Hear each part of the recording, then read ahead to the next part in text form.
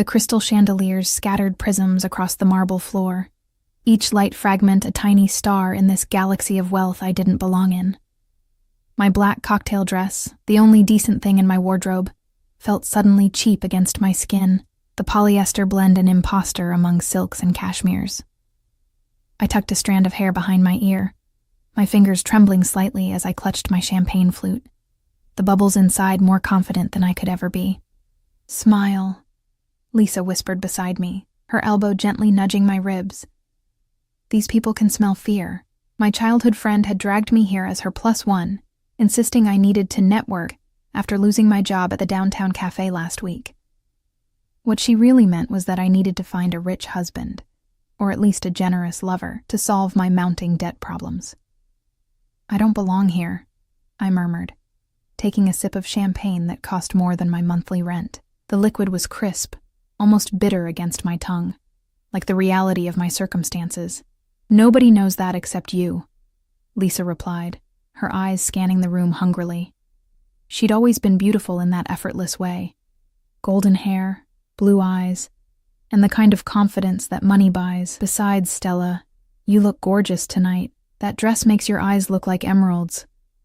I forced a smile, knowing she meant well. The gala fundraiser was being held in one of Boston's oldest hotels, a place where old money and new ambitions collided in a symphony of quiet deals and loud laughter. I'd spent hours researching proper etiquette just to avoid embarrassing myself, yet I still felt like an anthropologist observing a foreign culture. That's when I first felt it, the weight of someone's gaze burning into my skin. I turned slowly, my body responding before my mind could catch up. Across the room, partially hidden by a cluster of laughing men in tuxedos, stood someone who didn't quite fit despite his obvious wealth. He wasn't laughing. He wasn't even pretending to smile. Instead, his dark eyes were fixed on me with an intensity that made my champagne taste suddenly sour. "Who is that?" I asked Lisa, trying to sound casual while my heart inexplicably thundered against my ribs. She followed my gaze and her posture instantly changed, straightening, tightening, a prey animal sensing danger. "That's Adriano Russo," she whispered, her voice dropping so low I barely heard her over the string quartet. "Don't stare. Don't even look." "Why? Who is he?" But even as I asked, something primitive inside me already knew the answer. The man radiated danger like heat from a flame. "He owns half the waterfront officially. Unofficially." Lisa shook her head slightly. "Old Italian family. They call him the Prince, because he took over everything when his father disappeared 3 years ago. Nobody asked questions about what happened to Senior." My eyes betrayed me, drawn back to him like a magnet finding north. He was younger than I expected for someone with such a reputation. Early 30s, perhaps, and undeniably handsome in that sharp, threatening way of a predator. His suit wasn't flashy like the tech millionaires preening around us, but I could tell from its perfect fit that it cost more than everything I owned. 2 broad-shouldered men hovered near him, their eyes constantly scanning the room while pretending to enjoy the party. "He's looking at you," Lisa hissed, suddenly gripping my arm. "Why is he looking at you?"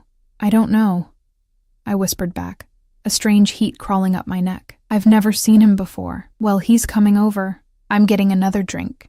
Lisa's loyalty evaporated as quickly as she did, leaving me alone as the crowd parted like the Red Sea before Adriano Russo's purposeful stride. I looked for an escape route, but my body refused to move, trapped in the amber of his attention. Up close, I could smell his cologne, something expensive and earthy that made me think of forests after rain. A thin scar traced the edge of his jaw, the only flaw in his otherwise perfect features. His eyes were darker than they'd appeared from across the room, not brown, but nearly black, revealing nothing while taking everything in. "You're not enjoying yourself," he said. Not a question, but a statement of fact, in a voice accented just enough to remind me he came from somewhere else originally. Italy, I assumed from what Lisa had said. "I'm fine. Thank you," I replied automatically. The social script for women approached by powerful men ingrained since childhood. Be polite. Don't offend. Find the quickest exit. You're lying. His mouth curved slightly, not quite a smile. You've been checking the exit every 30 seconds since you arrived. The observation unsettled me. I didn't realize I was being watched. Everyone's being watched, just not with the same interest. He took a champagne flute from a passing waiter without taking his eyes off me. You don't know who I am. Again, not a question. I hesitated, caught between honesty and self-preservation. I was just told. He nodded slightly. And now you're afraid.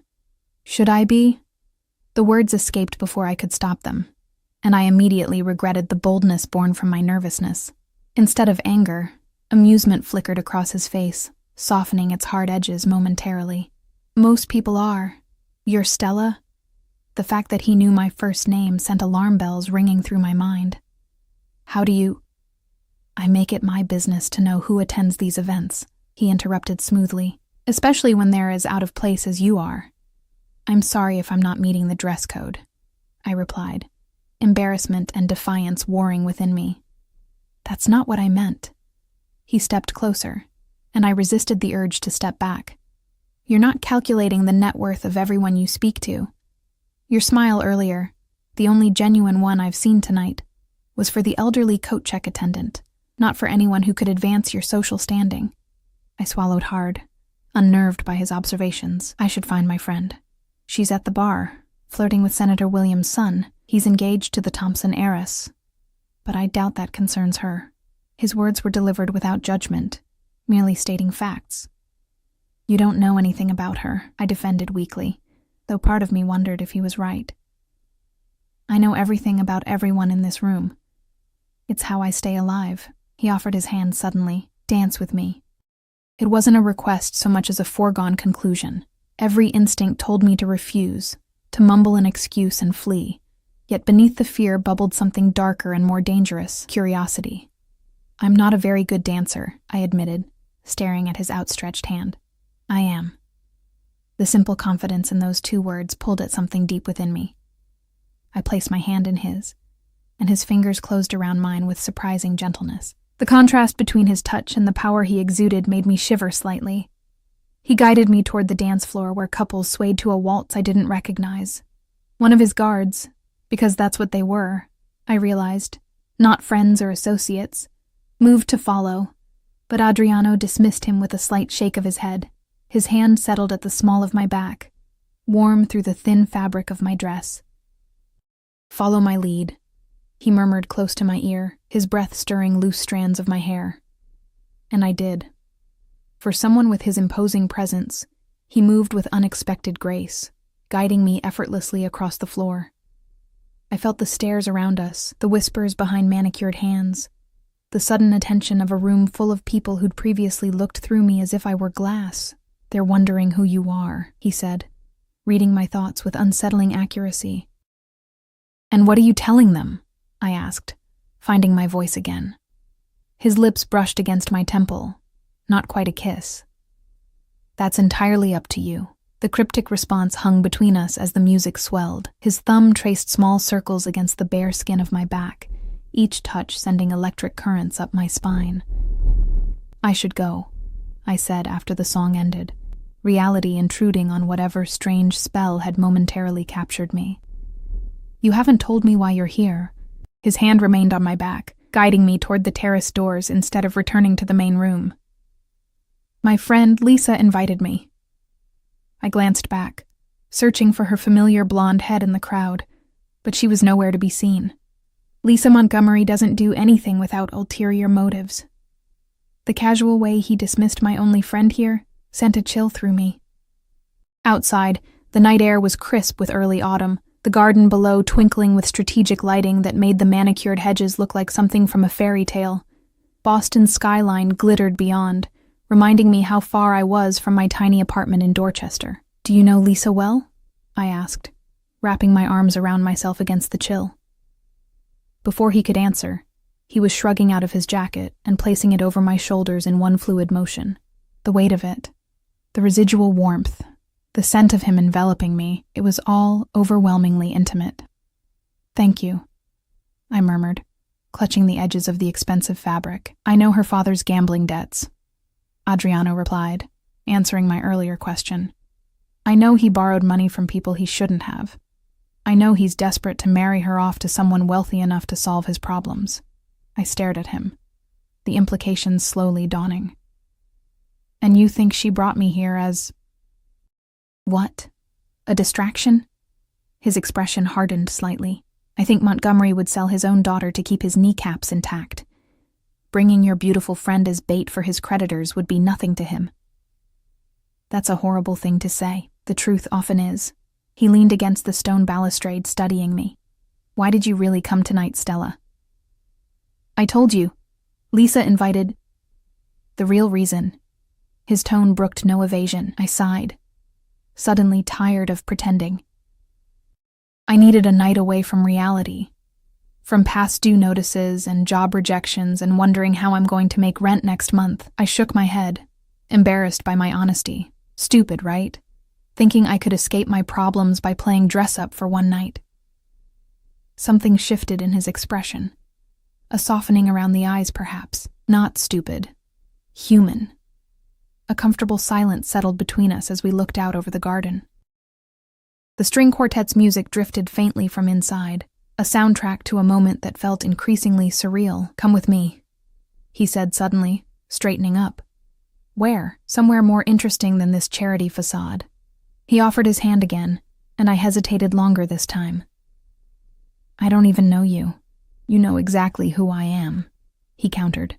Your friend made sure of that. The question is whether you'll let fear make your decisions tonight, or curiosity. It was a challenge wrapped in velvet, and despite everything I knew about self-preservation, I found myself placing my hand in his once more. He led me down a different set of stairs than the ones we'd come up, away from the main party, and through a service corridor where staff in black and white uniforms stepped aside, eyes downcast as we passed. No one questioned him or asked for identification. It was as if the building itself recognized his authority. Should I be worried about where you're taking me? I asked, only half joking. Yes, he replied simply, and the honesty startled a laugh from me. We emerged into what appeared to be a private bar area, much smaller and more intimate than the main ballroom.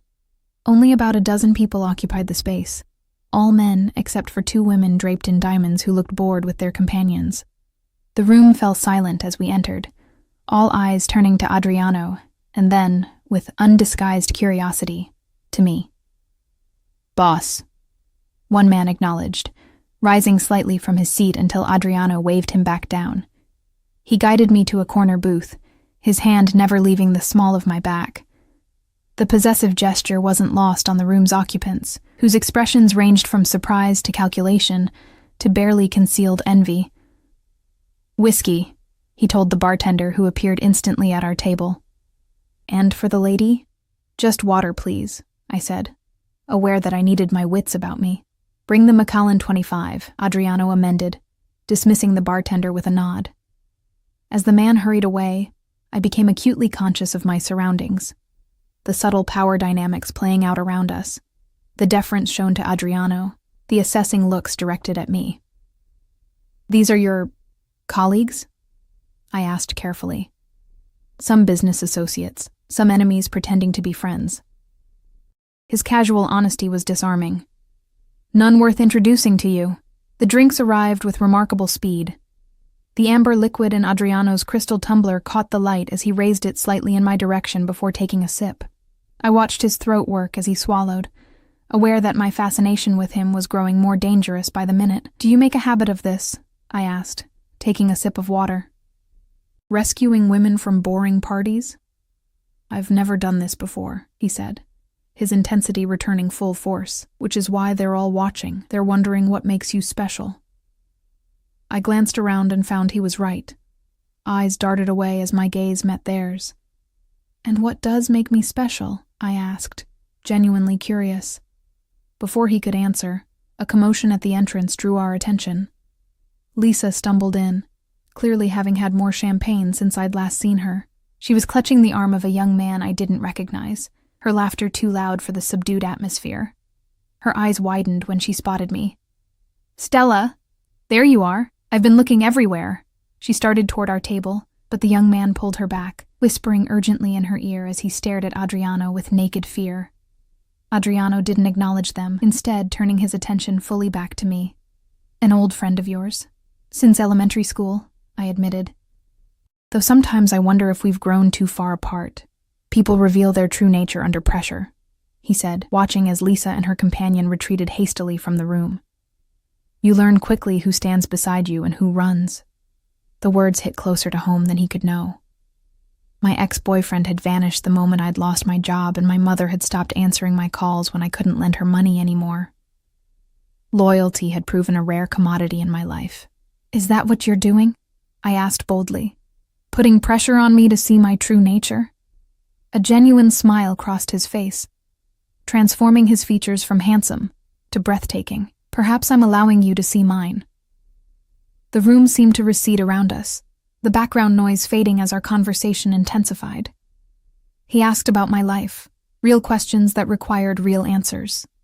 Where I'd grown up, a small town outside Pittsburgh, what I'd studied, English literature, what I'd wanted to be, a writer once upon a time before pragmatism set in. In turn, I learned fragments about him, his love of sailing, his collection of rare first editions, his preference for silence over small talk. It was during a lull in our conversation that I noticed a man approaching our table. Tall, gray-haired, with the confident stride of someone used to deference. Russo, the man acknowledged with a tight smile that didn't reach his eyes. What a surprise finding you here. Judge Calloway. Adriano didn't stand or offer his hand. I wasn't aware you frequented establishments like this. Special occasion. The judge's gaze slid to me, assessing and dismissive in the same look. Aren't you going to introduce me to your friend? Something dangerous flashed in Adriano's eyes. There and gone so quickly I might have imagined it. No. The simplicity of his refusal hung in the air between them, a challenge neither man seemed willing to escalate further. The judge's face flushed slightly before he nodded stiffly and continued to the bar. That was rude, I whispered, though part of me was oddly thrilled by his protective response. He doesn't deserve to know your name. Adriano's voice was low, almost a growl. He leaned closer, his lips nearly brushing my ear. Let them watch, he whispered, his breath warm against my skin.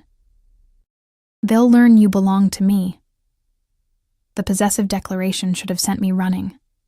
Instead, I felt a treacherous heat bloom in my chest, spreading outward until my whole body hummed with it. I didn't belong to anyone, had prided myself on my independence even when it meant struggling alone. Yet something in his words called to a part of me I hadn't known existed until this moment. I pulled back slightly to look at him, searching for any sign that this was a game or a power play. What I found in his eyes was something altogether more frightening: sincerity. You don't even know me, I said, my voice barely audible. I know enough. His hand found mine under the table, his thumb tracing the delicate bones of my wrist. And I want to know more. It was then that I made my first mistake. I smiled at him, genuine and unguarded. The answering heat in his eyes told me he recognized it for what it was. Not submission, but permission to continue this dangerous dance we'd begun. I never saw the flash of the camera from across the room, never noticed the figure slipping out with evidence of my fatal error. By the time I would understand the consequences of that single unguarded moment, it would be far too late to escape the web I had wandered into so willingly. The night air carried the scent of possibility, as Adriano guided me out of the hotel through a side entrance I hadn't known existed. His security detail materialized from the shadows, 2 men in front, 1 behind, moving with practiced precision. The sudden appearance of armed guards should have shattered whatever spell I was under, but instead, it only heightened the surreal quality of the evening. Where are we going?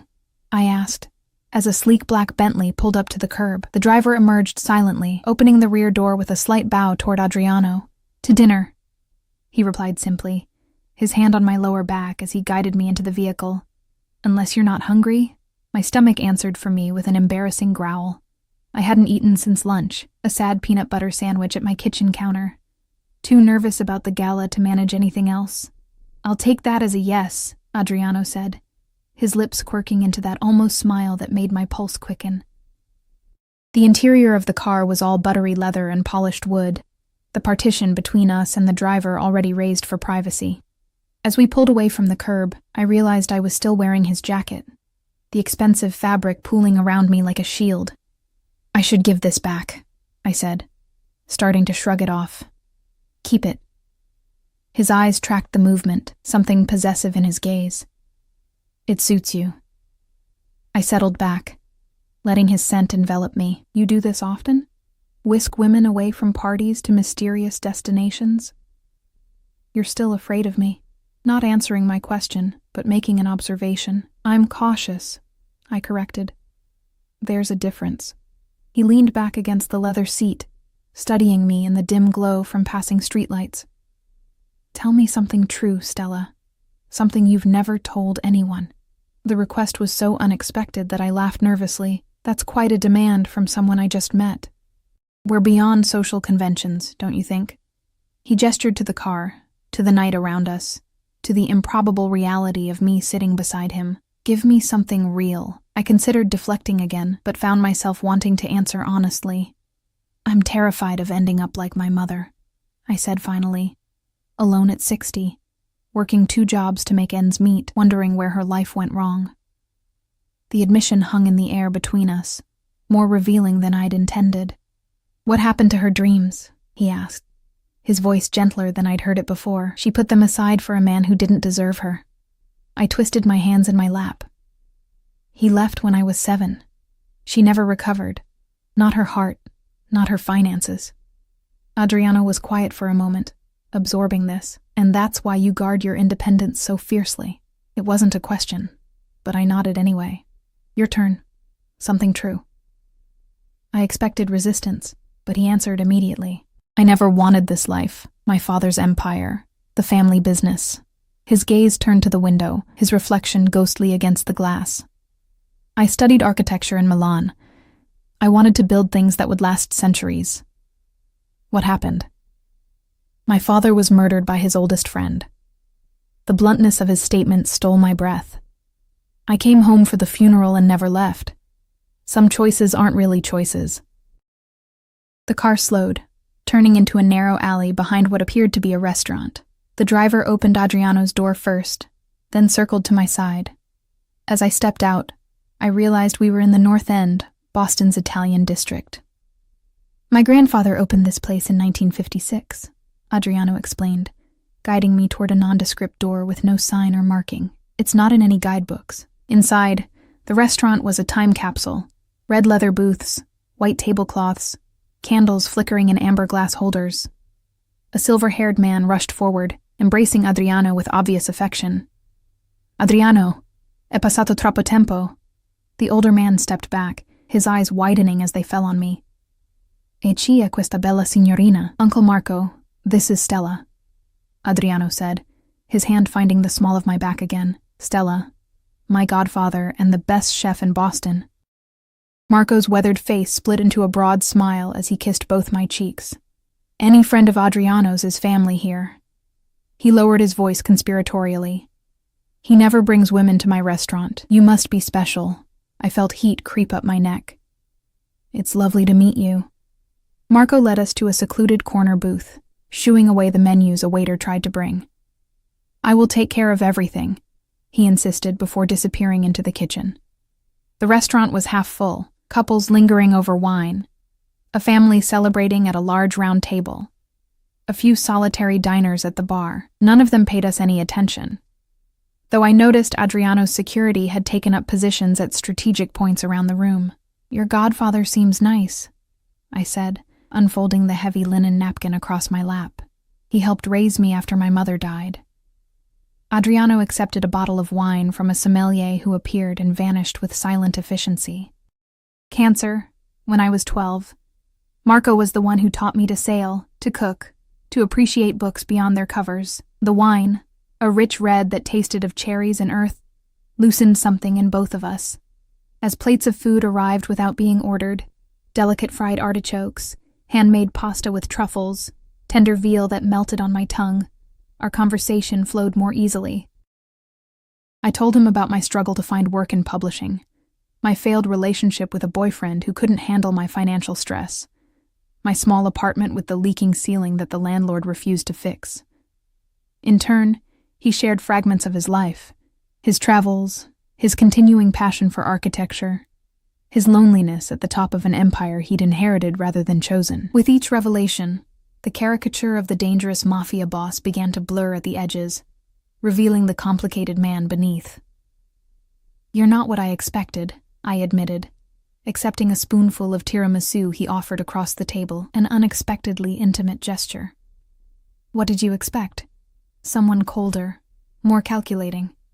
I licked cream from my lips, noticing how his eyes tracked the movement.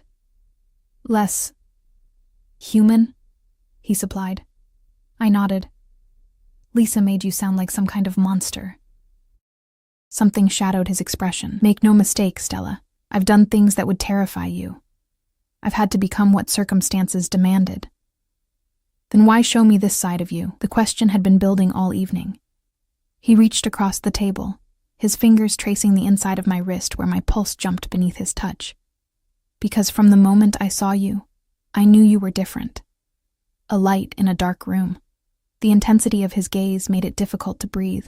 Part of me wanted to pull away, to remind myself of who he was, what he was.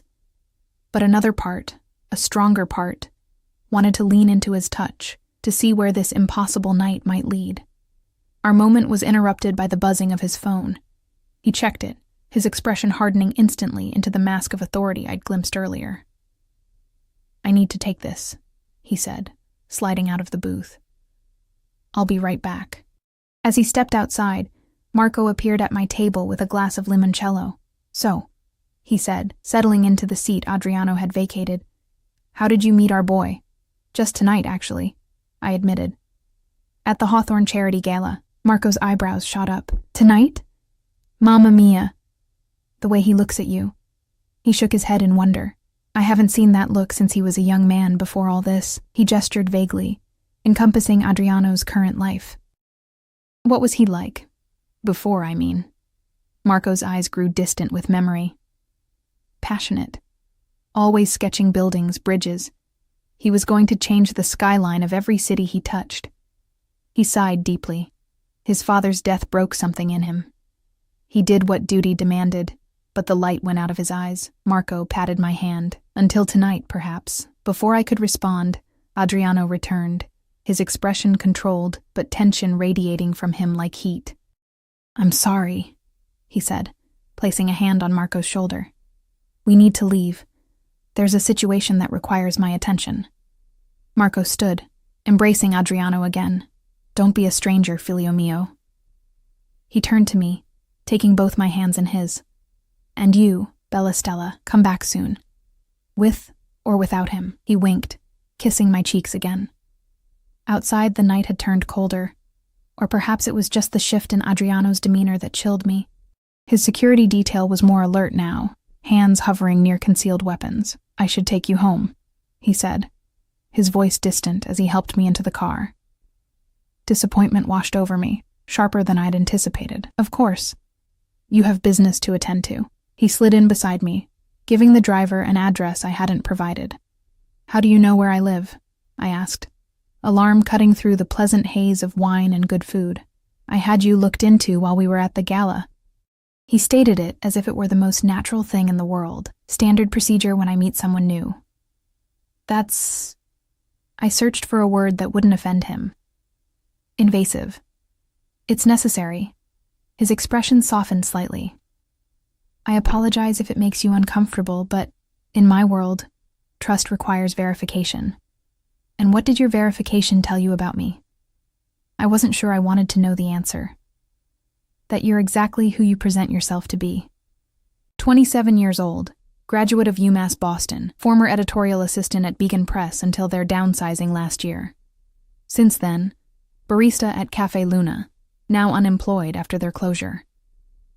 His precise knowledge of my life made me feel naked, exposed. No criminal record, no suspicious connections, just a woman trying to keep her head above water.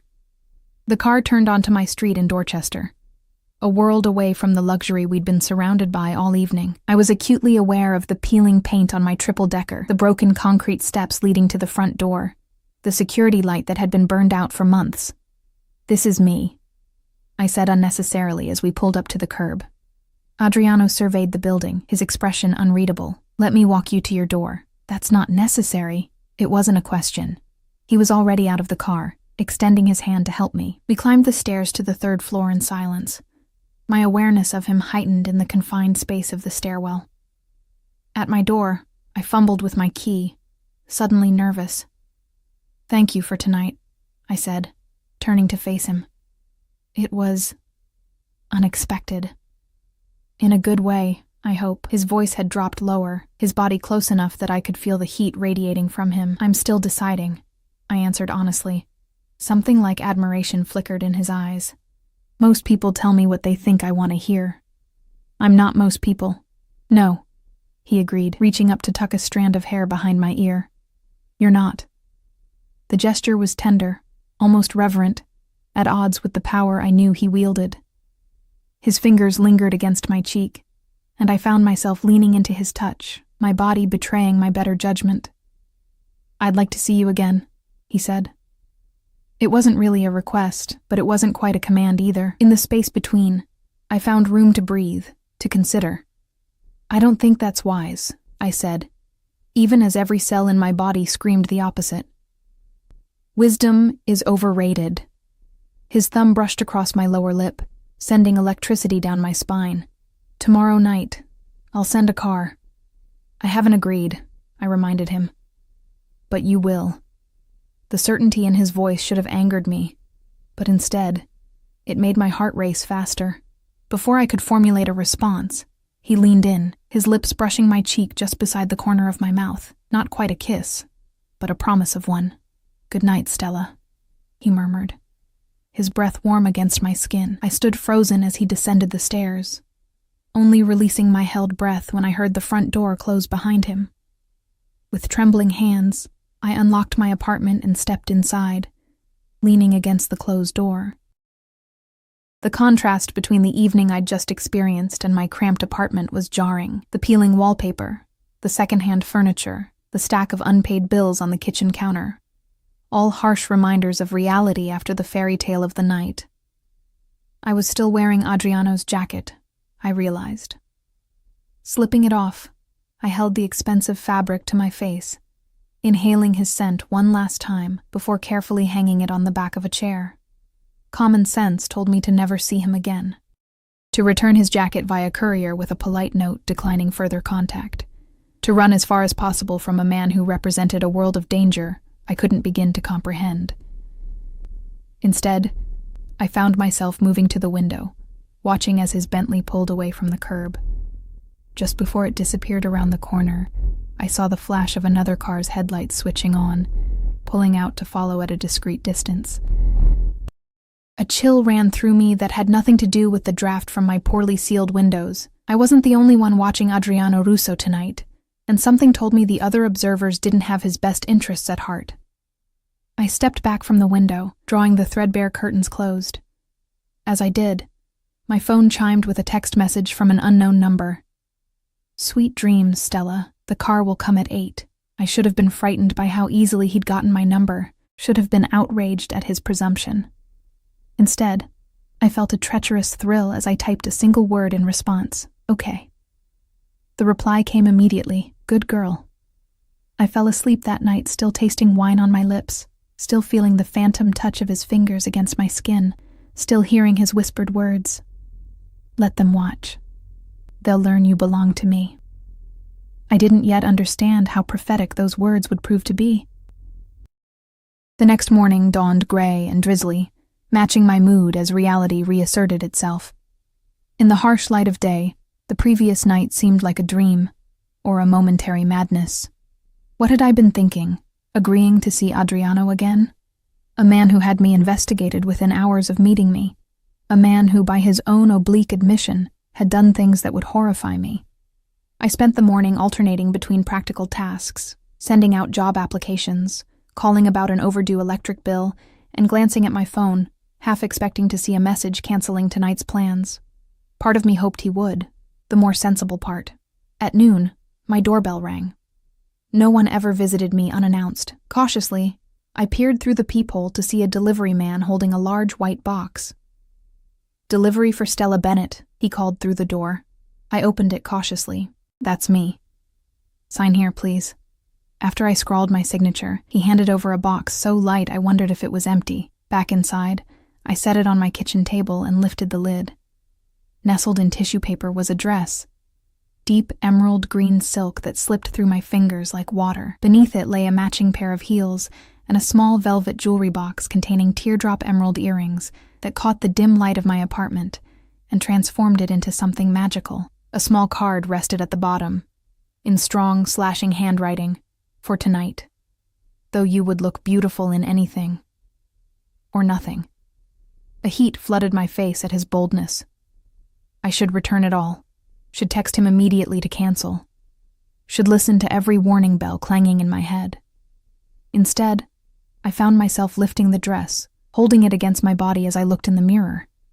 The color made my eyes seem greener, my pale skin luminous. It was easily the most expensive thing I'd ever held, let alone worn. My phone chimed with a text from Lisa. OMG, call me now. What were you doing with Russo?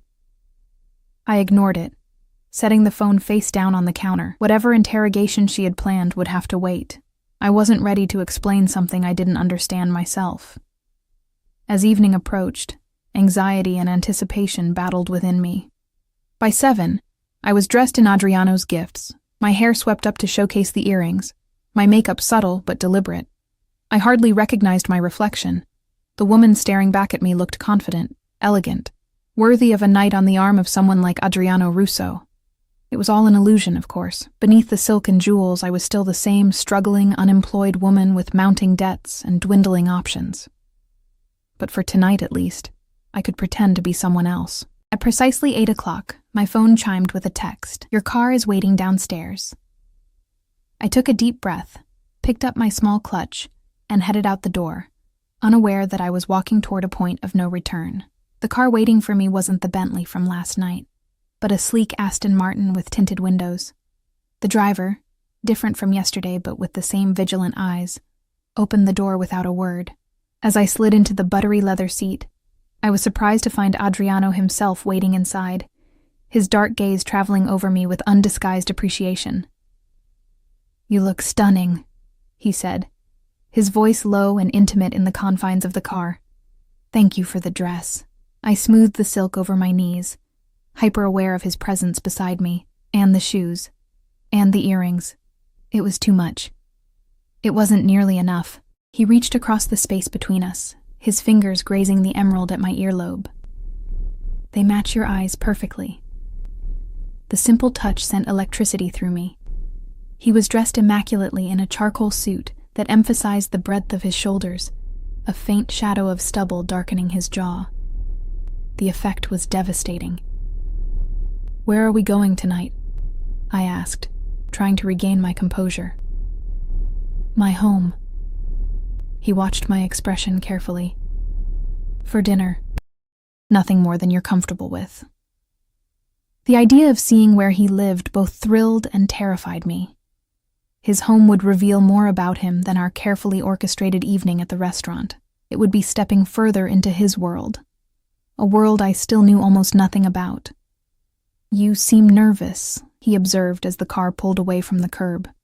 Should I be? His mouth curved into that almost smile that made my heart skip. Always honest. It's refreshing. He reached for my hand, his thumb tracing circles on my palm.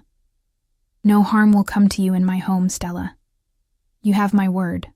The sincerity in his voice shouldn't have reassured me as much as it did. After all, what was the word of a man whose business likely involved breaking laws I couldn't even imagine? Yet somehow I believed him. We drove out of Boston, heading north along the coast. The rain had cleared, leaving the night sky scattered with stars that appeared and disappeared behind wispy clouds. Adriano maintained a light hold on my hand, his touch both possessive and gentle. Tell me more about your writing, he said, breaking the comfortable silence that had settled between us. I blinked in surprise. How did you know I write? You mentioned wanting to be a writer once.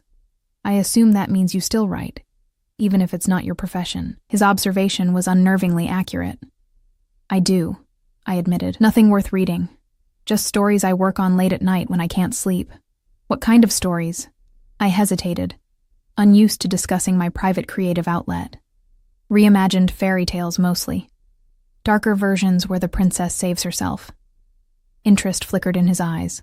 I'd like to read them sometime. The thought of Adriano Russo reading my amateur fiction was so absurd. I nearly laughed. They're really not very good. Let me decide that. There was no condescension in his tone, only genuine curiosity. What else keeps you awake at night besides writing? The question was innocent enough, but something in his voice made it feel more intimate. Worry mostly. About money. About the future. And now? And now what? His eyes held mine. What will you think about tonight when you're lying awake? Heat bloomed in my chest, spreading upward to my face. Probably this conversation, he smiled. A real one this time that transformed his features from handsome to breathtaking. Good. The car turned onto a private road, winding through dense trees that eventually opened to reveal a sprawling property overlooking the ocean. The house, though mansion would be a more accurate term, was modern and glass-fronted, perched on a cliff with waves crashing below. This is where you live? I asked, unable to keep the awe from my voice. One of my homes, he replied, watching my reaction. I prefer this one. It's private. As we pulled into a circular driveway, I noticed the security, discreet but unmistakable. Men patrolled the grounds and cameras were positioned strategically around the property. It was beautiful, but fortified, like its owner. Adriano led me inside, his hand resting lightly on my lower back. The interior was a study in contrasts, soaring ceilings and walls of glass showcasing the dramatic seascape, while warm wood and soft textures made it feel surprisingly inviting. Modern art hung on the walls, sculptures placed thoughtfully throughout the open space. You have a beautiful home, I said, following him through the entrance hall into a vast living area. Thank you. He gestured toward the floor-to-ceiling windows where the full moon cast a silver path across the dark water. The view is why I bought it. A woman appeared silently, not security, but staff, I realized from her attire. Dinner is ready whenever you are, Mr. Russo. Thank you, Mrs. Chen. We'll have a drink first. She nodded and disappeared as quietly as she'd arrived. Would you like to see more of the house before dinner? Adriano asked. I'd love to. He guided me through rooms that revealed more of himself than any conversation could. A state-of-the-art kitchen, where he admitted to cooking when he needed to clear his mind. A gym where he trained daily. A library with floor-to-ceiling shelves filled with an eclectic mix of architecture texts, classics, and contemporary fiction. I paused at a drafting table set up near the library's windows, architectural drawings spread across its surface. Are these yours? A flicker of something like vulnerability crossed his face. A hobby I haven't entirely abandoned. I leaned closer, examining the intricate designs for what appeared to be a community center. These are incredible. The light distribution, the flow of the space. I looked up to find him watching me intently. You should have been an architect, in another life perhaps. He moved beside me, his shoulder brushing mine. This design is for a youth center in the North End. Marco's been asking for years. You're building it for him? For the community. He gathered the drawings, aligning their edges with precise movements. A place for kids to go after school, something positive. The revelation didn't fit with my preconceptions about him, about what a man in his position would care about. Before I could question further, he guided me to a different part of the house, stopping before a closed door. This room you might find particularly interesting, he said, opening it to reveal a collection that took my breath away. Books, hundreds of them, filled custom-built shelves. But these weren't just any books. Glass cases protected what I instantly recognized as rare editions and first printings. Oh my God, I breathed, moving toward the nearest case where a first edition of The Great Gatsby rested. This is incredible. You can touch them, Adriano said, entering a code on a keypad that unlocked the case. They're meant to be handled, not just displayed. With reverent fingers, I lifted the Fitzgerald, opening it carefully to find the original dust jacket preserved. How did you start collecting? My mother loved books. His voice softened with memory. The first edition I bought was for her, Dante's Inferno. After she died, I kept collecting. It connected me to her somehow. He showed me his favorites, a Shakespeare folio, a signed Hemingway, a beautifully illustrated Alice in Wonderland. Each came with a story of its acquisition, revealing a passion I hadn't expected from him. "This one made me think of you," he said, retrieving a slim volume from another case. "When I saw you last night." He placed it in my hands, a first edition of Angela Carter's The Bloody Chamber, her dark feminist retellings of classic fairy tales. "You couldn't have known I'd like this," I said, stunned by the coincidence. "I didn't. But something about you reminded me of her heroines. Beautiful, brave, unwilling to be victims of circumstance." His fingers brushed mine as he took the book back, returning it to its place. Now I know why. The moment stretched between us, charged with something deeper than physical attraction. Standing in this room filled with treasures he clearly cherished, seeing the passion in his eyes as he spoke of literature, I glimpsed yet another layer of this complex man. "We should eat," he said finally, breaking the spell, "before Mrs. Chen thinks we've forgotten her efforts." Dinner was served on a terrace overlooking the ocean, heaters warding off the autumn chill. The meal was exquisite. Seafood caught that morning, wine from his personal cellar, dessert that melted on my tongue. Throughout, our conversation flowed easily, covering everything from books to music to travel. It was only as Mrs. Chen cleared the dessert plates that Adriano's phone buzzed. He checked it, his expression hardening into the mask of authority I was beginning to recognize. "Excuse me," he said, standing. "I need to take this. Please enjoy the view. I won't be long." As he stepped away to take the call, I turned my attention to the moonlit ocean below. The waves crashed against the cliffs in a hypnotic rhythm, the vastness of the water a reminder of how small my everyday concerns were in the grand scheme of things. I was so lost in thought, I didn't hear him return until he spoke from directly behind me. "Beautiful, isn't it?" I turned to find him standing closer than expected, his presence enveloping me like a physical force. "It's magnificent. I come out here when I need perspective."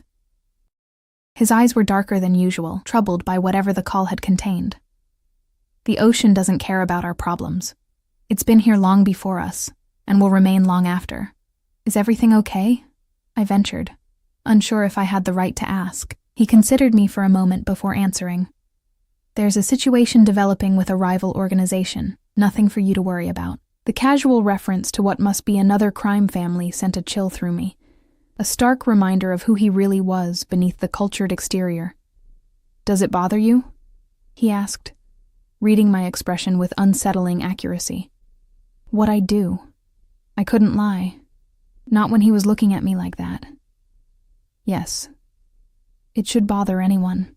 Rather than anger, my honesty seemed to please him. Most women I meet either pretend not to know or convince themselves it's all legitimate business. "I'm not most women.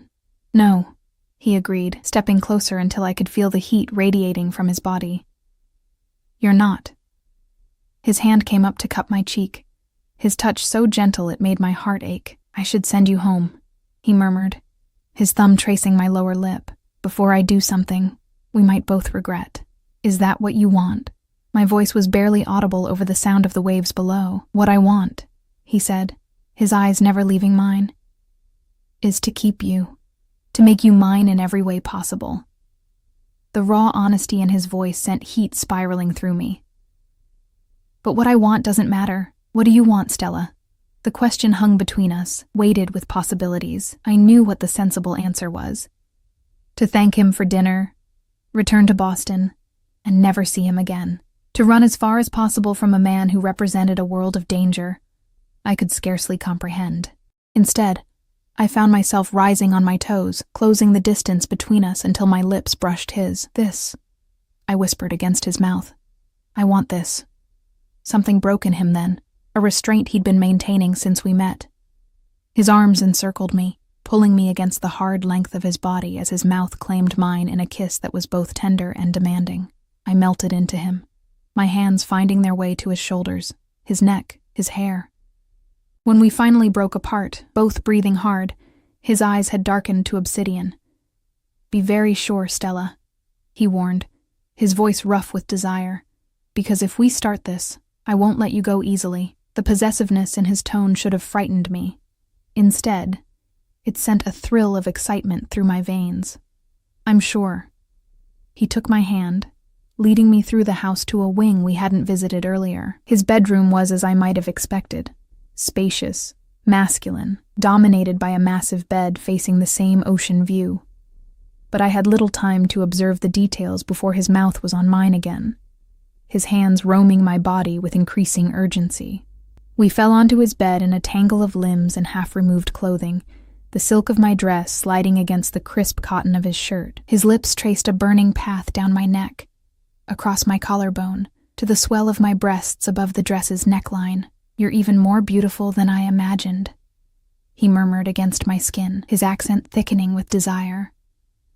"And I've imagined you many times since last night." His confession sent heat pooling low in my belly. I reached for the buttons of his shirt, desperate to feel his skin against mine. He helped me, shrugging the garment off to reveal a torso sculpted by regular workouts, but also marked by the evidence of a dangerous life. Scars that told stories I wasn't sure I wanted to hear. I traced one that curved along his ribs, a question in my touch. "Knife," he explained simply. "Moscow, 5 years ago, a business negotiation that went poorly." Another reality check, another reminder of the world he inhabited. But it was too late for second thoughts. My body had made its decision, overriding every warning signal my brain tried to send. His hands found the zipper of my dress, pausing with a question in his eyes. At my nod, he slowly lowered it, his gaze never leaving mine as he peeled the silk away from my skin. What followed was a revelation.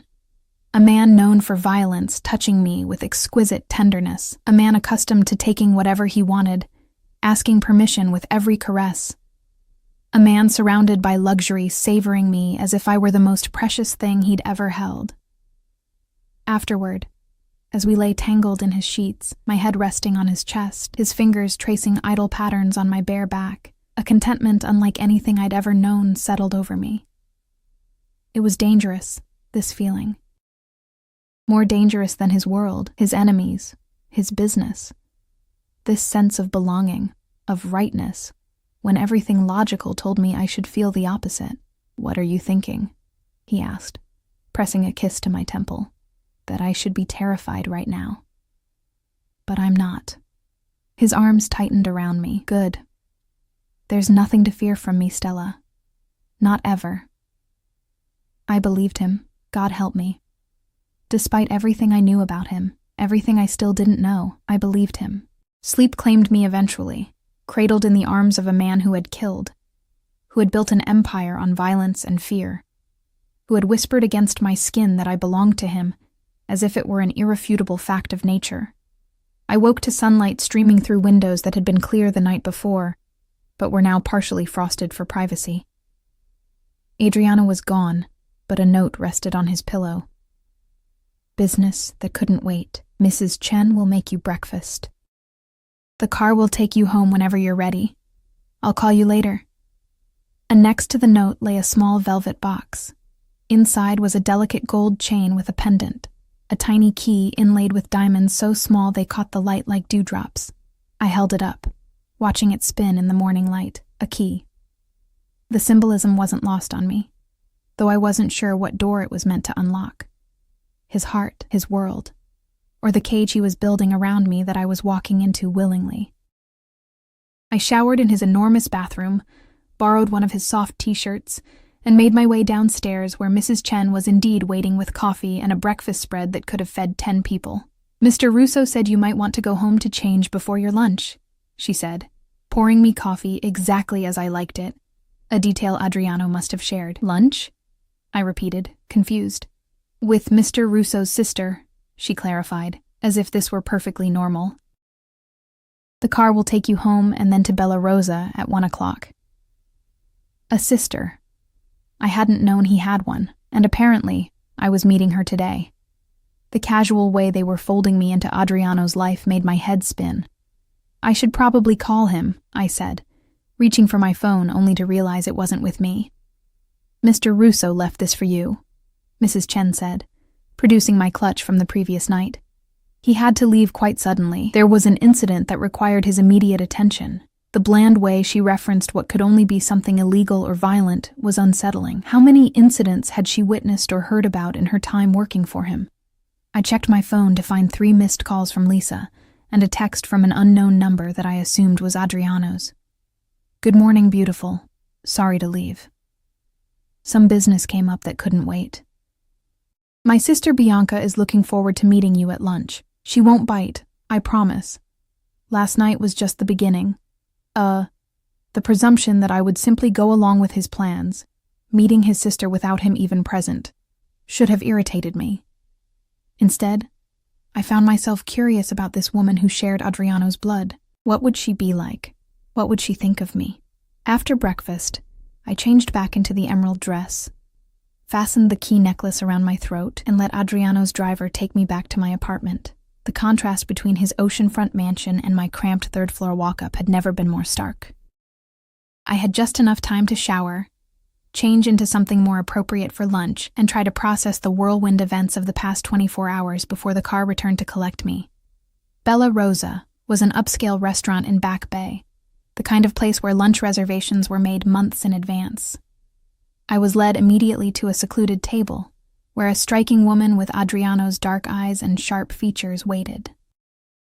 "Stella," she said, rising to greet me with European kisses on both cheeks. "I'm Bianca Russo. My brother has told me almost nothing about you, which means you must be special indeed." Bianca Russo was nothing like I'd expected. Where Adriano radiated controlled danger, she exuded polished sophistication. Her sleek black hair was cut into a sharp bob, her designer suit impeccably tailored, her makeup flawless. Only her eyes, the same deep brown as her brother's, betrayed their shared bloodline. "Please sit," she said, gesturing to the chair across from her. "I've taken the liberty of ordering wine. I hope you don't mind." I settled into my seat, hyper-aware of the curious glances from nearby diners. Not at all. Though I admit I was surprised to hear Adriano had arranged this lunch. A server appeared with a bottle of white wine, pouring 2 glasses before disappearing again. "My brother can be impulsive when it comes to things he wants." Bianca studied me over the rim of her wine glass. "And he very much wants you, it seems." The directness of her statement caught me off guard. "We just met 2 days ago. Time is irrelevant in matters of attraction." She waved a dismissive hand, diamond bracelet catching the light. "Tell me about yourself, Stella Bennett. What exactly have you done to captivate my brother so thoroughly?" "I wish I knew," I answered honestly. "I'm nobody special." Her perfectly arched eyebrow rose. "That's where you're wrong. Adriano doesn't waste time on the ordinary." The conversation paused as a waiter arrived with appetizers I didn't remember ordering, delicate plates of tuna tartare and arancini. "Forgive my bluntness," Bianca continued once we were alone again. "But I need to understand your intentions with my brother." I nearly choked on my wine. My intentions? I think that's usually the question asked about the man, not the woman.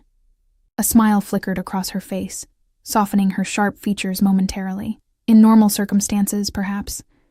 But Adriano is not a normal man, and his position makes him vulnerable in ways you might not appreciate. "You think I want something from him?" It wasn't a question. The assumption stung, though I could hardly blame her for it. "Everyone wants something from him," she replied matter-of-factly. "Money, power, protection. The question is what you want." I set down my fork, meeting her gaze directly. "I don't want anything from him. I didn't even know who he was when we met." She studied me for a long moment, searching for deception. "You understand what my brother does for a living?" "I have an idea," I said carefully. "But you spent the night with him anyway." Her tone wasn't judgmental, merely curious. Most women with your background would run in the opposite direction. Maybe I'm not as smart as most women. That drew a genuine laugh from her. "Or perhaps you're more honest about what attracts you. Power is seductive, Stella. So is danger. There's no shame in admitting it." I shifted uncomfortably, unwilling to analyze my attraction to Adriano quite so clinically. "It's more complicated than that, of course it is," she conceded. "Love always is." "I didn't say anything about love," I objected quickly. Her smile turned knowing. "You didn't have to."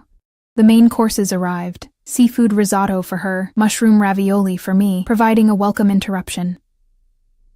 As we ate, Bianca shifted to safer topics, my background, my writing aspirations, my thoughts on Boston. She was surprisingly easy to talk to when not interrogating me about her brother, sharp-witted and genuinely interested in my responses. "You're not what I expected," I admitted as we lingered over dessert, tiramisu that reminded me of my dinner with Adriano the night before. "A criminal's sister, you mean?" Her directness was refreshing, if disconcerting. "What did you expect? Some mafioso stereotype from the movies?" "I don't know what I expected," I admitted. "Adriano mentioned you only in passing." "Yes. My brother plays his cards very close to his chest." She sipped her espresso. "Even with me, especially since he took over the family business." "You're not involved in it?" I asked cautiously. "I run the legitimate side of things." At my confused expression, she elaborated. "Real estate development, import, export, restaurants, nightclubs, every good operation needs a public face." The casual way she referenced what must be money-laundering businesses sent a chill through me, a reminder that the elegant woman across from me was as much a part of Adriano's world as his armed guards. "And what about you, Stella? Where do you see yourself in all this?" Her question cut to the heart of the uncertainty I'd been wrestling with since meeting Adriano. "I don't know," I said honestly. "This has all happened so fast. A word of advice," she said, her expression softening slightly. "My brother moves quickly once he's made a decision. He sees something he wants, he takes it. It's both his greatest strength and his most dangerous flaw. And you think I'm just something he wants to take?" The idea bothered me more than I wanted to admit. "No," she said after a thoughtful pause. "I think you might be the first thing he's wanted that he's afraid he can't keep." Before I could process that statement, her phone chimed. She checked it, her expression shifting subtly. "Adriano will meet us at Luciano's gallery opening. The car will take us there." "Gallery opening? I'm not dressed for—" "You're perfect," she interrupted, signaling for the check. "Besides, Adriano had some things sent there for you." Of course he had. The casual display of wealth and power, having clothes delivered wherever he thought I might need them, should have felt presumptuous. Instead, I found it oddly thrilling, being caught up in the whirlwind that was Adriano Russo's attention. The gallery was in the South End, a converted warehouse space now housing contemporary art. A small crowd of well-dressed people mingled inside, champagne flutes in hand as they discussed the massive canvases adorning the walls. Bianca guided me through the throng, nodding at acquaintances, but stopping for no one. In a private room at the back, I found several garment bags hanging on a rack, my name printed on tags attached to each. "I'll give you some privacy," Bianca said, slipping out and closing the door behind her. Inside the first bag was a black cocktail dress that looked like it had been designed specifically for me. Simple yet elegant, with a neckline that would showcase the key necklace I still wore. The other bags contained alternatives, but it was clear which one Adriano had intended as the first choice. I changed quickly, grateful for the adjoining bathroom where I could refresh my makeup and tame my hair. The dress fit perfectly, as did the strappy heels that accompanied it. Looking in the mirror, I hardly recognized myself. The woman reflected back seemed confident, sophisticated, at home in this world of wealth and power that had been thrust upon me. When I emerged, Bianca nodded approvingly. "Perfect. Now let's find my brother before he terrorizes the poor artist for being too friendly with me." "Are he and Luciano friends?" I asked as we made our way back to the main gallery space. "Luciano owes him money," she said simply. "This show is part of the repayment plan." Another casual reference to Adriano's less-than-legal activities, delivered as if discussing the weather. I was beginning to understand that this would be my new normal if I continued seeing him, constant reminders of the darker aspects of his life, interspersed with moments of surprising tenderness. I spotted Adriano before he saw me, his tall figure commanding attention even in a room full of striking people. He was dressed in a charcoal suit similar to the one from the previous night. Deep in conversation with a nervous-looking man I assumed was Luciano, two of his ever-present security detail hovered nearby, surveying the room with watchful eyes. As if sensing my gaze, Adriano looked up, his expression transforming when he saw me. The intensity of his focus made my breath catch. It was as if everyone else in the room had suddenly disappeared. He excused himself from Luciano and crossed to us in long strides. Without hesitation, he pulled me into his arms, claiming my mouth in a kiss that was far from appropriate for a public setting. I should have been embarrassed, but all I could feel was the heat of his body against mine and the possessive press of his lips. "I missed you this morning," he murmured when we finally broke apart, his accent thicker than usual. "You could have woken me to say goodbye," I replied, aware of Bianca watching us with barely concealed amusement. "You were sleeping so peacefully."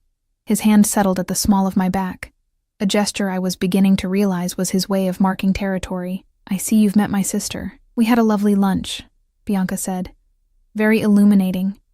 The look Adriano shot her carried a warning. "I hope you behaved yourself. Don't I always?" She smiled innocently. "Now, if you'll excuse me, I should congratulate Luciano on his creative debt repayment." As she walked away, Adriano turned his full attention back to me. "I'm sorry about this morning. There was a situation that required immediate attention. Mrs. Chen mentioned an incident," I said carefully. "Is everything okay?" His expression darkened momentarily. "It's handled. Nothing for you to worry about." The dismissal, gentle as it was, reminded me of the boundaries around his business. Boundaries I wasn't sure I wanted to cross. "The dress is beautiful," I said instead, changing the subject, "though you seem to have an uncanny knowledge of my measurements." "I pay attention to what matters," he replied, his eyes traveling over me with undisguised appreciation. "And everything about you matters to me." The naked emotion in his voice made my heart skip. This man, this dangerous, powerful man, looked at me as if I were the most precious thing in his world. It was intoxicating and terrifying in equal measure. "Come," he said, taking my hand. "Let me show you the collection. Luciano may be in debt, but his work has merit." We moved through the gallery, Adriano's arm around my waist, his security detail maintaining a discreet distance. He was knowledgeable about art, pointing out techniques and influences in the massive abstract canvases, with the same precision he'd shown discussing architecture. People watched us, some openly staring, others pretending not to notice while stealing glances. I felt their curiosity like a physical touch, wondering who I was to be on the arm of Adriano Russo. "They're all talking about us," I murmured, leaning closer to him. "Let them," he replied, unconcerned. "Let them see who holds my attention now." The possessiveness in his tone sent a shiver down my spine, part thrill, part warning. I was beginning to understand that Adriano's interest wasn't casual. He didn't do casual. He was claiming me, publicly and deliberately. As we paused before a particularly striking canvas of blues and golds, I became aware of a woman watching us with undisguised hostility. Tall, model-thin, with the kind of beauty that came from expensive maintenance, she clutched a champagne flute with white-knuckled intensity. "Who is that?" I asked quietly, nodding in her direction. Adriano glanced over, his expression hardening. "Sofia Valentini, a mistake from the past." Before I could inquire further, the woman in question was approaching, her stilettos clicking aggressively against the concrete floor. "Adriano," she purred, ignoring me completely. "What a surprise finding you here. It's been too long." "Not long enough," he replied coldly. "Sofia, this is Stella. Stella, an old acquaintance." The dismissive introduction made her face flush beneath her perfect makeup. "Acquaintance? Is that what you're calling it now?" She turned to me finally, her smile venomous. "Did he tell you about us, Kara? About the ring he gave me? Or has he conveniently forgotten that part?" Adriano's arm tightened around my waist. "That's enough, Sofia." "He'll tire of you," she continued as if he hadn't spoken, her eyes raking over me dismissively. "He always does. Once the novelty wears off, once you bore him, he'll discard you just like he did me. I suggest you walk away," Adriano said, his voice dropping to a dangerous octave. "Before you say something you'll regret." Two of his security guards materialized beside us, their presence a silent threat. Sofia's eyes darted between them, calculation replacing her initial bravado. "Enjoy him while you can," she said to me, forcing a brittle laugh. "Just remember, everything he touches eventually turns to ash." With that parting shot, she turned on her heel and stalked away, leaving a wake of tension behind her. "I'm sorry about that," Adriano said, Once she was out of earshot. Sophia has difficulty accepting rejection. She said you gave her a ring. The implication hung between us. He sighed, running a hand through his hair in a rare gesture of frustration. It was a gift, not an engagement. She chose to interpret it differently, and the relationship ended 2 years ago. She became possessive, unstable. His jaw tightened. I don't wish to discuss her further. She's irrelevant to us. The dismissal bothered me, not because I cared about his past relationship, but because of the casual way he eliminated people from his life when they no longer served his purpose. Would I one day be just another mistake from the past? As if reading my thoughts, he turned to face me fully, his hands cradling my face. Don't let her get into your head, Stella. What I feel for you is different. What we have is different. How can you be so sure? We barely know each other. I know everything I need to know. His thumbs traced my cheekbones, his gaze intense. From the moment I saw you, I knew you were meant to be mine. The certainty in his voice should have frightened me. Instead, it sent a thrill through my veins, a dangerous heat that pooled low in my belly. This was madness, this instant connection, this all-consuming attraction. Yet I couldn't deny the rightness I felt in his arms, as if I'd been searching for something my entire life, without knowing what it was until now. Let's get out of here, he said, reading the desire in my eyes. I've made an appearance. That's enough. We didn't say goodbye to anyone, not Bianca, not Luciano. Adriano simply took my hand and led me through the gallery, his security clearing a path as we went. Outside, his car was waiting, engine running. The ride back to his house was charged with tension, his hand on my thigh, his eyes never leaving my face.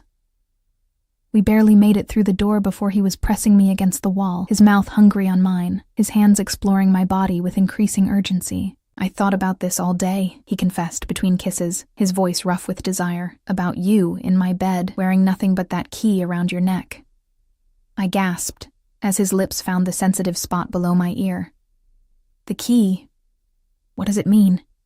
He pulled back slightly, his eyes dark with emotion. It means you have access to parts of me no one else does. His hand came up to cradle my face. It means I'm trusting you with more than I've ever trusted anyone. The admission stole my breath. I knew what it cost a man like him to make such a declaration, a man whose survival depended on keeping others at a distance, on never showing vulnerability. Words failed me, so I answered with actions instead, pulling him back to me, pouring everything I couldn't say into my kiss. We made it to his bedroom eventually, leaving a trail of discarded clothing in our wake. Later, as we lay tangled in his sheets, my head on his chest listening to the steady thrum of his heartbeat, a contentment unlike anything I'd ever known washed over me. It was dangerous, this feeling. More dangerous than his business, his enemies, his world. This sense that I belonged here, with him, when every logical part of my brain was screaming warnings. What are you thinking? He asked, his fingers tracing idle patterns on my bare shoulder. That this is insane, I admitted. 2 days ago, I didn't know you existed. Now I'm in your bed, wearing your key, meeting your sister. Does it feel wrong? I considered the question carefully. No, I said finally. That's what scares me. It feels like the most right thing I've ever done. His arms tightened around me, his lips pressing against my temple. Then stop thinking so much and just feel. I wanted to. God, how I wanted to surrender completely to this unexpected connection. But Sophia's words lingered in the back of my mind, along with the memory of the way Adriano had dismissed her. Once the novelty wears off, once you bore him, he'll discard you, just like he did me.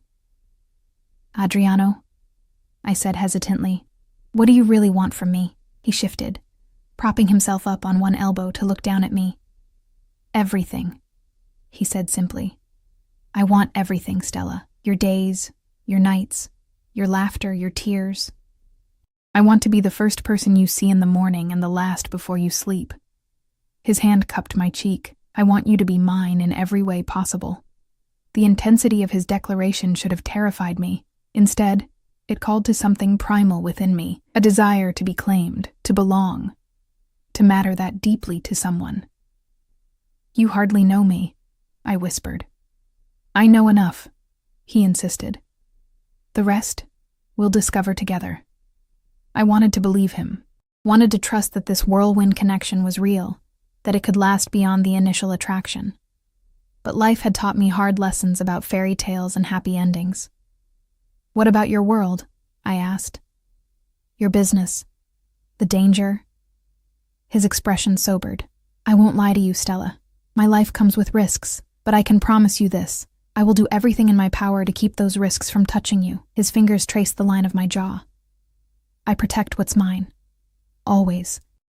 The possessiveness in his tone sent another of those contradictory thrills through me, part warning, part excitement. I was entering dangerous territory, becoming something precious to a man with dangerous enemies. I'm not sure I'm cut out for this life, I admitted.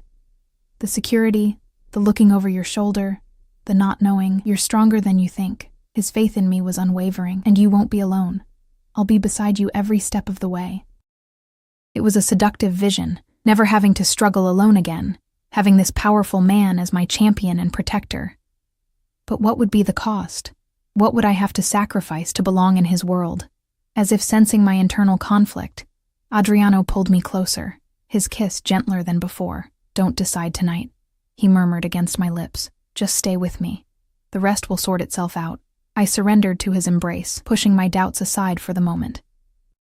Tomorrow would bring reality crashing back. Questions about my future, about what a relationship with Adriano would mean for my independence, my safety, my very identity. But for tonight, I would allow myself to simply feel. The next morning, I woke to sunlight and the sensation of Adriano's eyes on me. He was already dressed in a crisp suit, sitting on the edge of the bed watching me sleep. Good morning, beautiful, he said, leaning down to kiss me softly. You're dressed, I observed, pulling the sheet higher to cover my nakedness. Another early meeting? Unfortunately, he brushed a strand of hair from my face. Business that can't wait, but I have something for you before I go. From his pocket, he withdrew a small box, larger than the one that had contained the key necklace, but still small enough to fit in his palm. Adriano, it's not what you think, he said, reading my sudden panic. Not yet, anyway. He opened the box to reveal a key. A real one this time. Not a symbolic piece of jewelry. This is to my penthouse in the city, he explained. I want you to stay there while I'm handling this business matter. I have my own apartment, I reminded him. Though the thought of returning to my cramped space after experiencing his luxury was less appealing than it should have been, which is neither secure nor suitable. His tone brooked no argument. The penthouse is in the Millennium Tower. Everything you need will be there. Clothes, food, anything you desire. Just ask the concierge. For how long?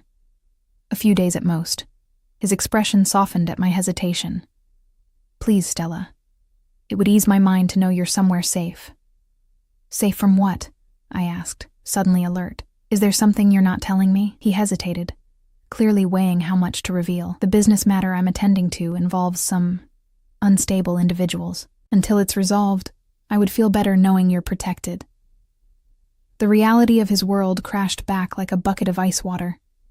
This wasn't about romance or convenience. It was about keeping me out of the crossfire of whatever violent situation he was handling. Adriano, if there's danger, there's always danger in my life, he interrupted gently. That's the reality, but I manage it. I contain it. His hand found mine, squeezing reassuringly. This is precautionary, nothing more. Will you do this for me? Put that way, how could I refuse? I took the key, feeling its weight, both literal and symbolic, in my palm. Thank you, he said, relief evident in his voice. Francesco will drive you to your apartment to collect whatever you need, then take you to the penthouse. I've instructed the building security about your arrival. The casual display of power and resources still felt foreign to me. Having drivers at my disposal, building security awaiting my arrival, an entire penthouse to myself. It was like stepping into someone else's life. When will I see you again? I asked as he stood to leave. As soon as this situation is resolved. He leaned down for one more kiss, this one lingering with promise. Think of me while I'm gone. Be careful, I I said, surprising myself with how much I meant it. A smile touched his lips, always. After he left, I showered and dressed in another outfit that had mysteriously appeared in his closet in my size. The casual way he anticipated my needs was both thoughtful and slightly unnerving, a reminder of his resources and the thoroughness with which he approached everything, including me.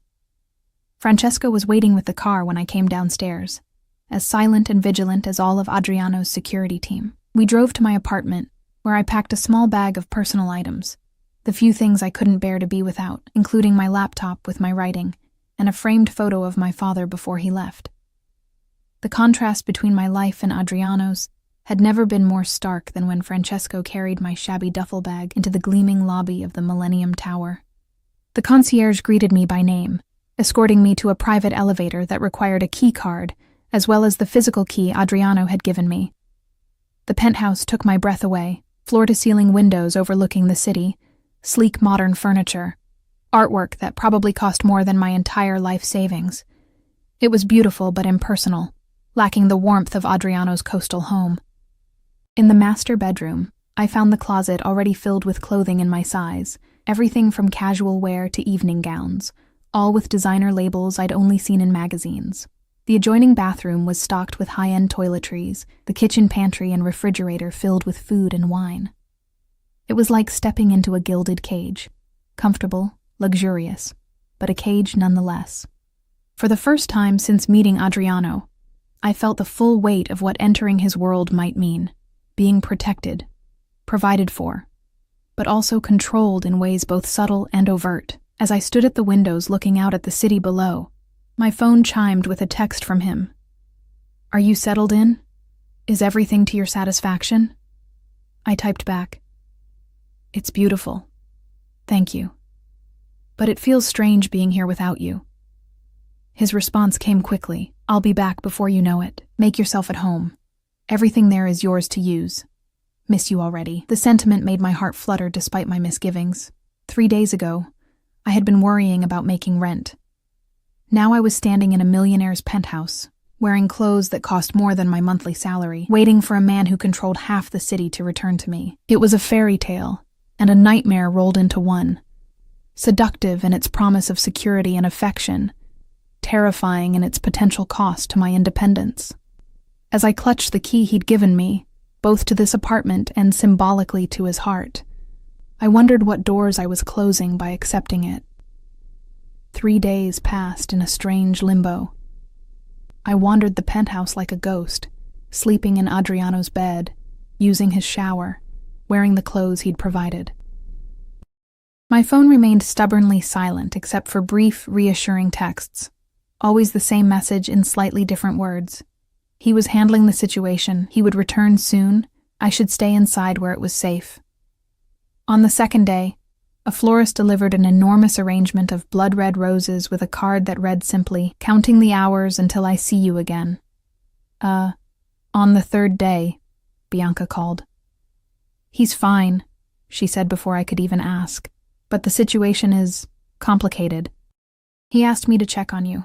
I'm going stir-crazy," I admitted. "I haven't left the apartment since I got here." "Good. That's exactly what Adriano wants." There was something in her voice, tension, perhaps, or worry, that hadn't been there during our lunch. "Bianca, what's really going on?" I asked, tired of being kept in the dark. "I deserve to know if I'm in danger." A long pause, then a sigh. "It's not my place to tell you, but since my brother is being his usual overprotective self..." She hesitated. "There was an attempt on Adriano's life. The people responsible have been dealt with, but he's being cautious until he's certain all threats have been contained." The casual way she referenced what must have been a violent elimination of enemies made my blood run cold. Yet, beneath the horror, was a more immediate concern. "Is he hurt?" "Nothing serious," which wasn't the same as no. "Look, I know this isn't the life you signed up for, Stella. Few civilians could handle it. If you want out, I can arrange..." "I don't want out," I interrupted, surprising myself with the vehemence in my voice. "I want to see him." Another pause. "I'll tell him you said that. It might be just what he needs to hear right now." After we hung up, I paced the penthouse with renewed anxiety. Someone had tried to kill Adriano. He was injured, though Bianca claimed not seriously, and instead of coming to me, he was keeping his distance, protecting me, yes, but also perhaps protecting himself from having to face my reaction to the violence of his world. By the fourth morning, restlessness drove me to the building's private gym on the 30th floor. At least there I could work out my frustration on a treadmill while still technically remaining inside as instructed. The gym was empty when I arrived, the floor-to-ceiling windows offering the same spectacular view as the penthouse 20 floors above. I was 30 minutes into a punishing run, sweat soaking my borrowed designer workout clothes, when I felt it, that familiar weight of being watched. I turned to find Adriano standing in the doorway, his eyes locked on me with an intensity that made my heart stutter. He looked exhausted, a faint bruise yellowing along his jaw, but otherwise whole. He wore a simple black sweater and dark jeans, more casual than I'd ever seen him, somehow more vulnerable for it. I stepped off the treadmill, unsure whether to run to him or maintain my distance. 4 days of worry and isolation had left me with a tangled mess of emotions: relief, anger, fear, longing. He made the decision for me, crossing the room in long strides and pulling me into his arms. I went willingly, breathing in his familiar scent, feeling the solid strength of him against me. "You're here," I murmured against his chest. "You're okay." His arms tightened around me. "I'm sorry for staying away. I needed to be sure it was safe." I pulled back slightly, studying his face, the shadows under his eyes, the tight set of his jaw. "Bianca told me someone tried to kill you." A flash of annoyance crossed his features. "She shouldn't have worried you. She shouldn't have had to," I countered. "You should have told me yourself." He sighed, releasing me to run a hand through his hair, a gesture I was beginning to recognize as a sign of frustration. "I was trying to protect you from the ugliness of my world. By shutting me out? By giving you plausible deniability," he said, his voice hardening slightly. "What happened to those men? It wasn't something you should have to know about." The implication hung heavy between us. Adriano hadn't just defended himself, he had eliminated his enemies, permanently. "I want to go upstairs," I said finally. "This isn't a conversation for a public space." He nodded, taking my hand and leading me to the private elevator. We rode in silence, the tension between us thick enough to touch. In the penthouse, I headed straight for the shower, needing a moment to collect my thoughts. When I emerged, wrapped in one of his plush robes, he was waiting in the living room, 2 glasses of whiskey poured. I accepted one, taking a fortifying sip before facing him. "Tell me everything," I said. "No more protecting me from the truth." He studied me for a long moment, as if weighing how much I could handle. "The Colombians thought they could expand into my territory," he said finally. "They started with small incursions, a protection racket here, a smuggling operation there. I sent warnings. They ignored them." He swirled the amber liquid in his glass, watching the light play through it. 3 nights ago, they sent a hit team to the restaurant where I was meeting with my captains.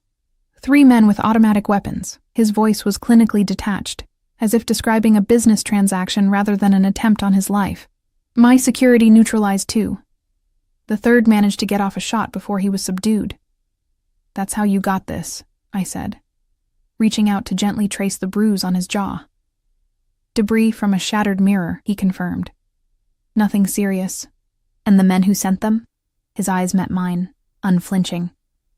"They won't be sending anyone else." The coldness in his voice should have terrified me. This was the other side of Adriano Russo. Not the man who collected rare books and designed community centers, but the one who eliminated threats with ruthless efficiency, the man who had built and maintained a criminal empire through violence and fear. "This is your world," I said softly. "This is what being with you means." "It's part of it," he acknowledged. "The part I wanted to shield you from." His hand covered mine where it still rested against his cheek. "But yes, this is the reality of my life. I won't insult you by pretending otherwise." I withdrew my hand, moving to the window to stare out at the city below. From this height, everything looked orderly, peaceful. But I knew better now. I knew about the currents of power and violence that flowed beneath the surface. "I need to know something," I said, my back still to him. And I need the truth, Adriano, not what you think I want to hear, always, he promised. I turned to face him. If I walked away right now, if I said this was too much, that I couldn't live in your world, what would happen? Pain flashed across his features before he controlled it. I would let you go, he said, each word precise and measured. I would ensure you were financially secure, that you never had to worry about rent or bills again. And I would make certain that no one, not my enemies, not my allies, ever bothered you. You wouldn't try to keep me against my will? The question seemed to wound him physically. Is that what you think of me, that I would cage you? He set down his glass, approaching me with slow, deliberate steps. Stella, I want you by my side because you choose to be there. Anything else would be meaningless. I believed him. God help me. Despite everything I now knew about him, despite the violence and danger that surrounded him, I believed in the sincerity of his feelings for me. I'm scared, I admitted, my voice barely above a whisper. Not of you. Of this life. Of waking up one day to learn you've been killed. Of always waiting for the other shoe to drop. Fear is natural, he said, standing close enough that I could feel the heat radiating from his body, but not touching me. It keeps us alert, keeps us alive, but you can't let it rule you. Is that how you live? With the constant knowledge that someone might be coming for you? I live each day fully aware it could be my last, he said simply. It makes every moment more precious, especially the moments with you. The raw honesty in his voice broke something open inside me. I had been fighting this connection since the moment we met, telling myself it was madness, that it could never work. But standing here now, facing the reality of who he was, both the darkness and the light, I found myself unwilling to walk away. I don't know if I can do this, I said honestly. I don't know if I'm strong enough for your world. You're stronger than you think. His hand came up to cradle my face. His touch gentle despite the power I knew those hands possessed, but I understand if it's too much to ask. I leaned into his touch, closing my eyes. I need time. To think. To process all of this. Take all the time you need, he said, though I could hear the strain in his voice. The penthouse is yours for as long as you want it. I can stay elsewhere if my presence complicates things for you. The thought of him leaving again, of facing more days alone with my churning thoughts, was suddenly intolerable. No, I said, reaching for him. Stay, please. Relief flooded his features as he gathered me in his arms, his lips finding mine in a kiss that spoke of desperation and need. Whatever doubts I had about our future, my body had no uncertainties about wanting him, here and now. We made our way to the bedroom, shedding clothes as we went. This time our lovemaking had an edge of urgency, as if we both needed to affirm life in the face of the death that had nearly claimed him. I traced the new bruises on his body, evidence of the violence he'd endured, while he whispered promises against my skin. Promises of protection, of devotion, of a future together. Afterward, as we lay tangled in the sheets, my head on his chest listening to the steady beat of his heart, I found myself thinking about choices, about crossroads and paths taken, about how a single decision could alter the entire trajectory of a life. "What are you thinking?" he asked, his fingers tracing idle patterns on my bare shoulder. "About choices," I said honestly, "and consequences." He was quiet for a moment, considering. "When I took over after my father's death, I had a choice," he said finally. "I could dismantle the organization, try to go legitimate, or I could embrace it, build it stronger, ensure no one could ever threaten my family again." His arms tightened around me. I chose power and safety over moral purity. I don't regret it, but I understand the cost. "And what's the cost of choosing you?" I asked, the question that had been haunting me for days finally spoken aloud. "Security, but with risk," he answered without hesitation. "Luxury, but with restrictions.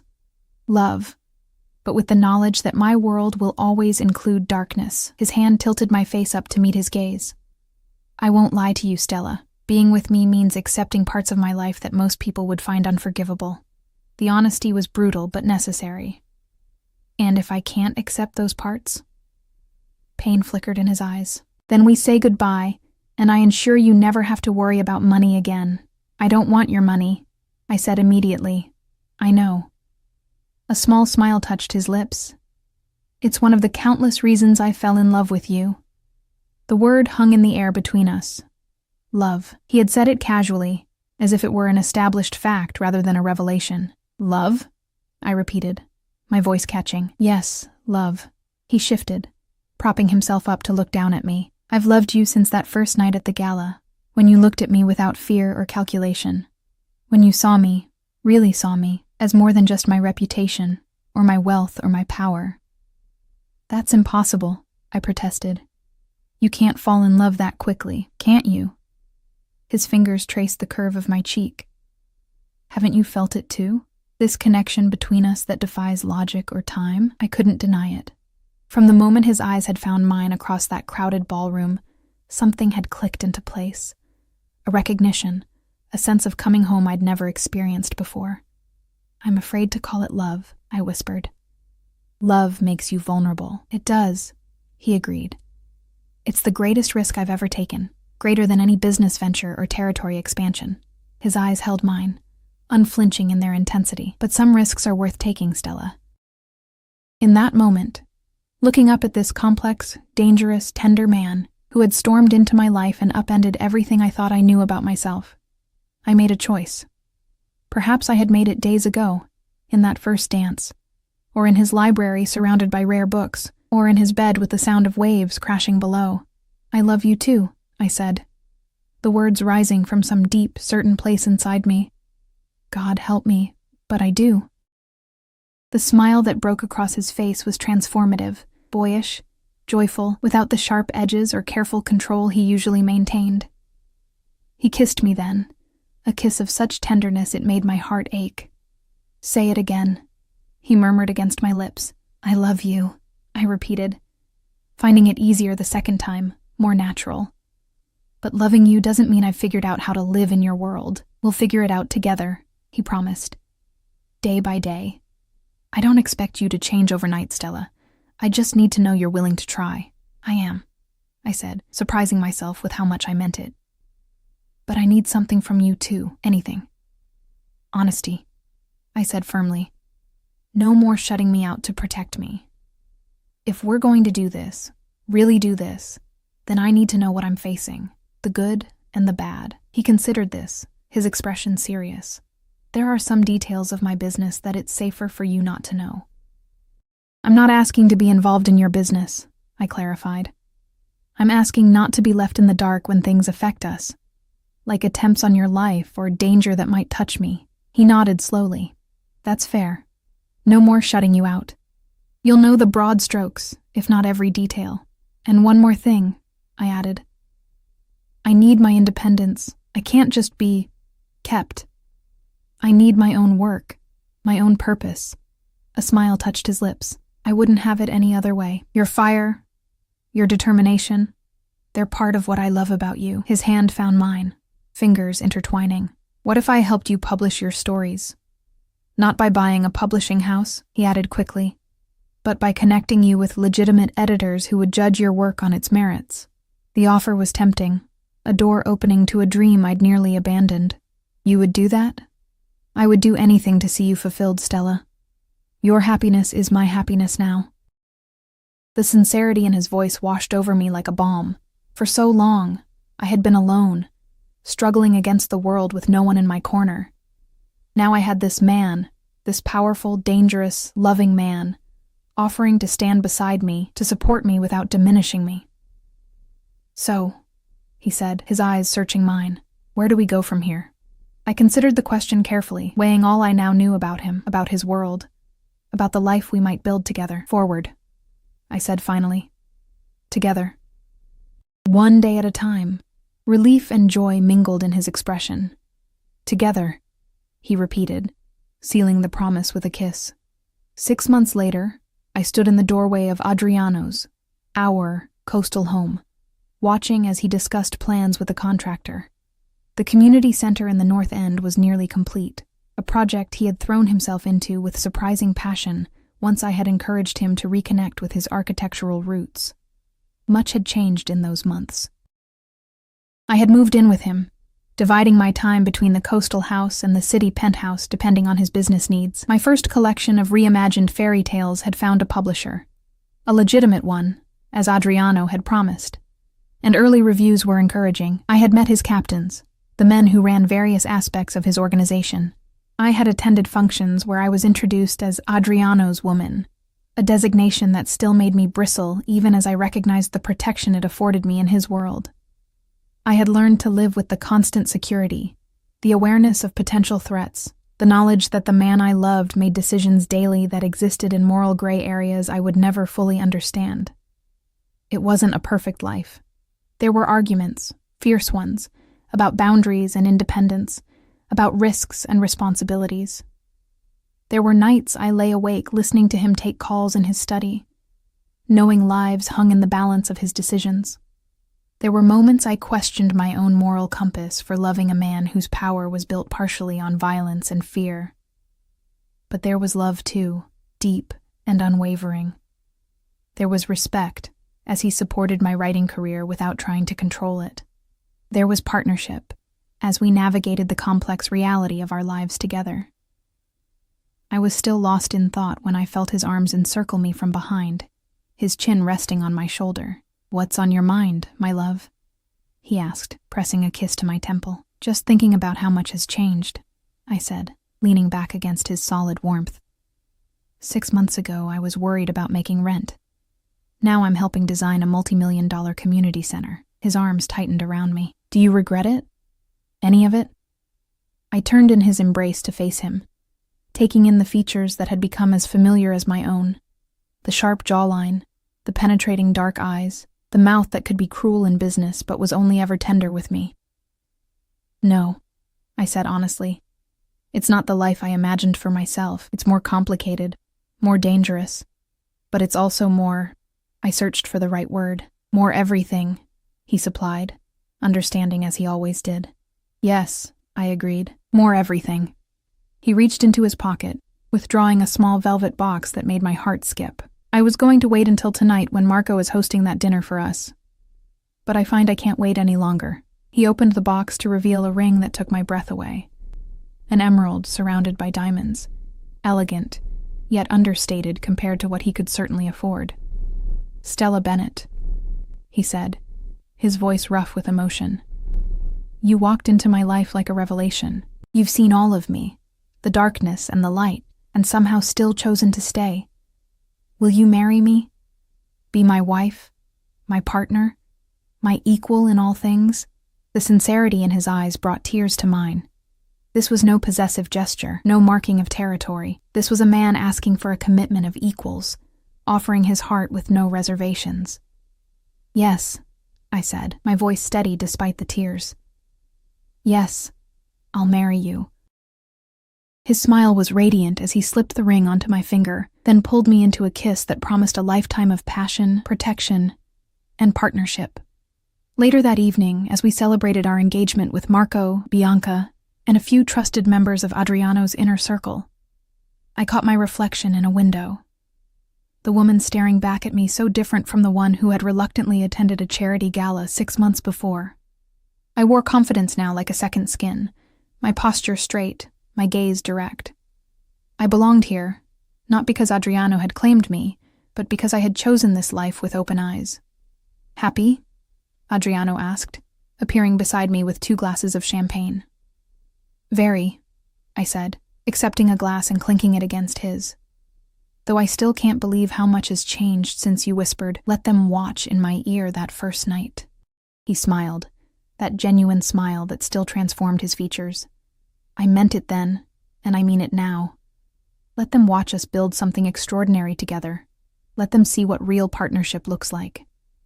I leaned into him, feeling the solid strength of the man who had become my safe harbor in a dangerous world. "To us," I said, raising my glass, "and to the extraordinary life we're building, together." "Together," he echoed, the word a vow more binding than any ceremony could provide. As conversations flowed around us, as Marco told embarrassing stories of Adriano's youth and Bianca teased me about wedding plans, I felt a sense of peace settle over me. This wasn't the life I had planned, but it was the one I had chosen, with all its complications, all its dangers, all its extraordinary intensity. I belonged to Adriano Russo. Yes. But more importantly, he belonged to me, the powerful, dangerous, loving man who had seen the strength in me before I recognized it myself. Together we would face whatever came our way, the sunshine and the shadows, the triumphs and the threats, let them watch indeed.